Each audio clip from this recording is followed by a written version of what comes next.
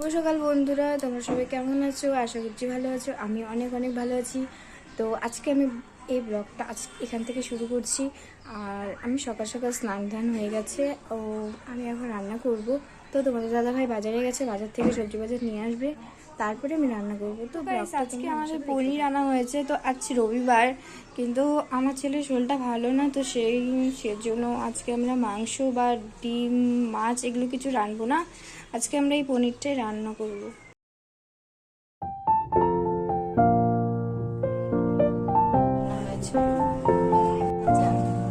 তো গাইস, খাওয়া দাওয়া হয়ে গেছে। তো আমরা এক জায়গায় যাচ্ছি, তো তোমরা দেখতে থাকো, তাহলে তোমরা বুঝতে পারবো না কোথায় যাচ্ছি।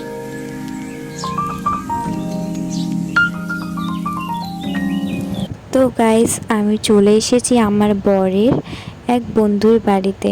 বলতে পারো আমার বরের থেকে বড়, তো আমাদের দাদা হয়, তাই আমি দাদা বলে ডাকি। তো দেখো ওদের বাড়িতে গাছগুলোতে কি সুন্দর ফুল হয়েছে। তো এর জন্য আমি তোমাদেরকে একটু দেখিয়ে দিচ্ছি।